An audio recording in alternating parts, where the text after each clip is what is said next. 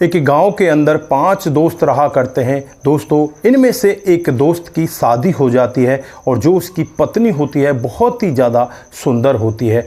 अब यहाँ पर सावन का महीना आ जाता है। सावन के महीने में ये सभी दोस्त मिलकर एक प्लान बनाते हैं कि हमें कावड़ उठाने के लिए चलना चाहिए। दोस्तों, सभी दोस्त तैयार हो जाते हैं। जिसकी नई नवेली दुल्हन आती है वो भी तैयार हो जाता है। अपनी पत्नी से कहने लगता है कि मैं कावड़ लेने के लिए जा रहा हूँ। तो पत्नी यहाँ पर उससे कहती है कि मेरी अभी आपसे शादी हुई है, मुझे आप कहीं घुमा कर भी नहीं लाए, तो मैं भी आपके साथ चलना चाहती हूँ, मुझे भी कावड़ उठा कर लानी है। दोस्तों, यहाँ पर पति अपनी पत्नी को मना नहीं कर पाता और उससे कहता है कि ठीक है, तुम भी तैयार हो जाओ, कुछ खाने पीने का सामान रख लो। दोस्तों, सभी के सभी लोग ये कावड़ उठाने के लिए चल देते हैं और जैसे ही रास्ते में एक जगह रुकते हैं तो वहाँ पर जो 4 दोस्त होते हैं जिनके मन में पहले से ही कुछ अलग चल रहा होता है, इस महिला के साथ नशा देकर बहुत ही घिनौना काम करते हैं और जब इनकी आंखें खुलती हैं तो वो चारों के चारों वहाँ से फरार हो जाते हैं।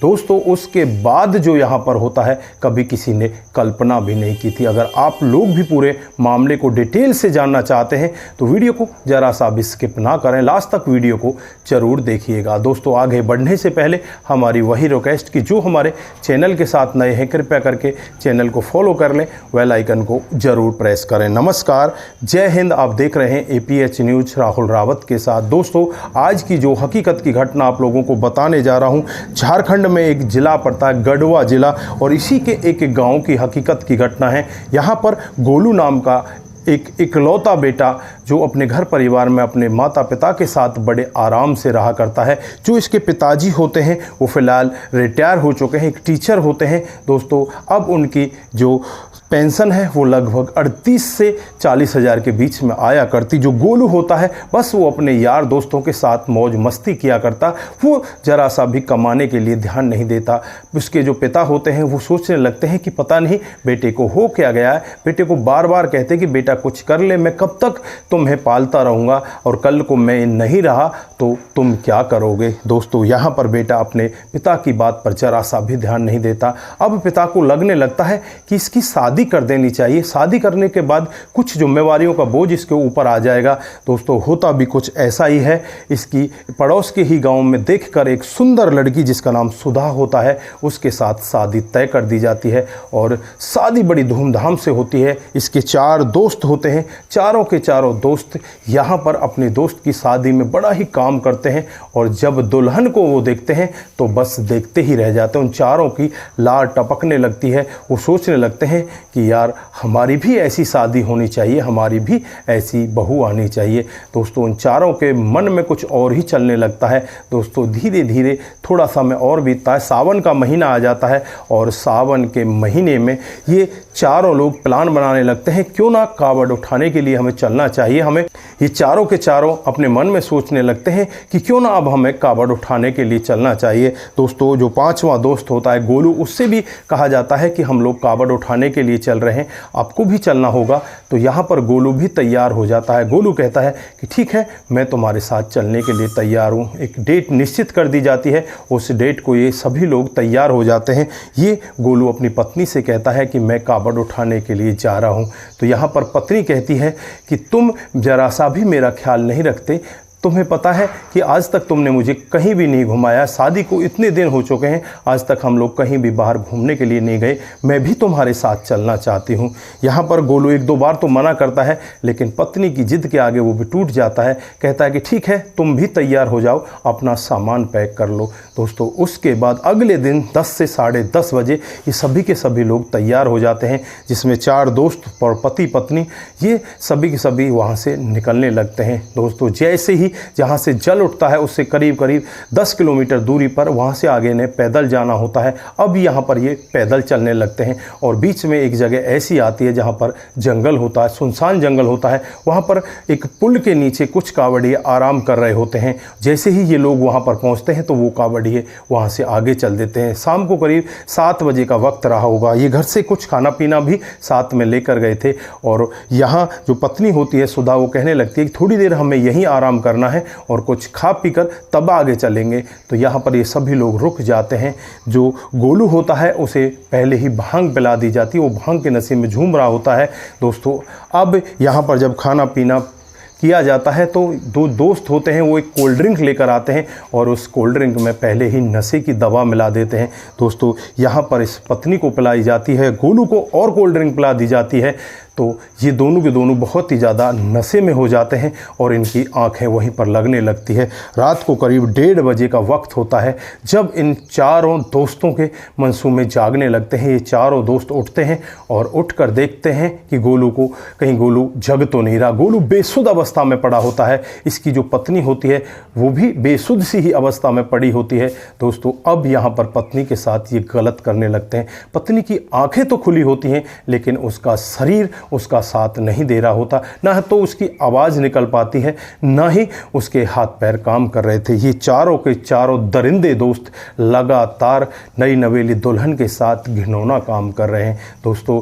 जैसे ही अगली सुबह होने वाली होती है, सुबह के करीब 3:30 पौने 4 बजे का वक्त होता है, ये वहाँ से निकल जाते हैं। अब पत्नी यहाँ पर अपने आप को उठाना चाहती लेकिन उठा नहीं पाती। 2-3 घंटे बीतने के बाद जैसे ही इनका जो नशा होता है वो ढीला हो जाता है, तब यहाँ पर गोलू की आंखें खुलती हैं, पत्नी की भी आंखें खुलती हैं और अब पत्नी यहाँ पर गोलू से कहने लगती है कि मेरे साथ में बहुत ही गलत काम हुआ है, तुम्हारे दोस्तों ने मेरे साथ में गलत काम किया है। यहाँ पर गोलू यकीन ही नहीं कर रहा। वो कहता है कि यार वो तो मेरे ऐसे दोस्त हैं, अगर मैं कहीं मुसीबत में फंस जाऊँ तो मुझे वो छोड़कर जा ही नहीं सकते, वो तो मेरे लिए जीने मरने के लिए तैयार हैं। तो यहाँ पर पत्नी कहती है तो कहाँ हैं वो तुम्हारे दोस्त जो तुम्हारे लिए जीने मरने के लिए तैयार हैं? अगर तुम उन दोस्तों को इतना भला ही मानते हो तो बुलाओ उनको, कहाँ हैं वो दोस्त? तो यहाँ पर गोलू उनको फ़ोन करता है तो चारों के फ़ोन स्विच ऑफ होते हैं।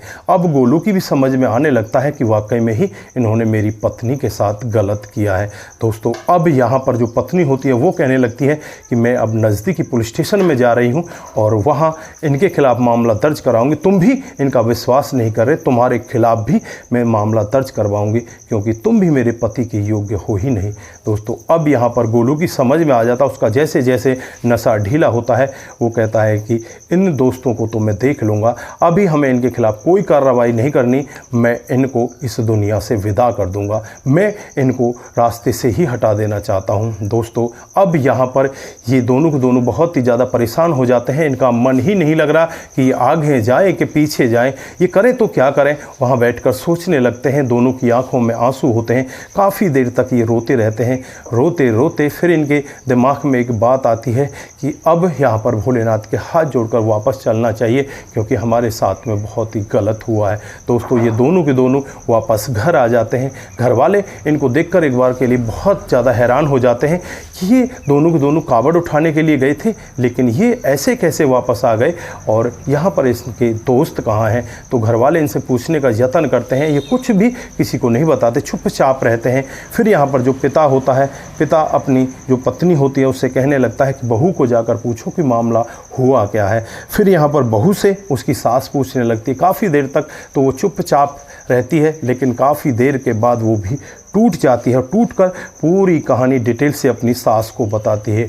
अब सास का गुस्सा भी 7वें आसमान पर होता है। इधर जो इस लड़के का पिता होता है उसका गुस्सा भी 7वें आसमान पर होता है दोस्तों। यहाँ पर जो पिता माँ हैं वो दोनों कहने लगते हैं ये दोस्त नहीं, ये तो आस्तीन के सांप हैं। अब यहाँ पर ये चारों के चारों लोग नज़दीकी पुलिस स्टेशन में पहुँच जाते हैं और उन चारों लोगों के खिलाफ़ मामला दर्ज करा देते हैं दोस्तों।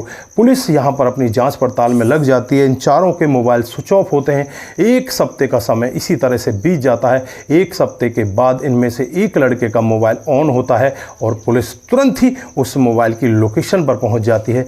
चारों के चारों एक ही जगह होते हैं। चारों को वहीं से गिरफ्तार कर लिया जाता है। गिरफ्तार करके इन्हें वापस इसी क्षेत्र में लाया जाता है और जब यहाँ लाकर इनसे पूछताछ की जाती है तो ये चारों के चारों एक ऐसा वाक्य बताते हैं जिसे सुनकर हर कोई व्यक्ति दंग हो जाता है दोस्तों। ये चारों के चारों कहते हैं कि जब हमारे दोस्त गोलू की शादी होकर आई थी, पहली बार हमने इसकी पत्नी को देखा तो हमारा मन ऐसा हो जाता है कि हमें भी इसके साथ रहना, इसके साथ संबंध बनाने, चाहे कुछ भी हो जाए उस सब के लिए फिर हम एक प्लान बनाते हैं। प्लान के तहत ही गोलू को कावड़ ले जाने के लिए तैयार करते हैं। हमें पता था कि गोलू की नई शादी हुई है, उसकी पत्नी भी उसके साथ जाने की जिद करेगी।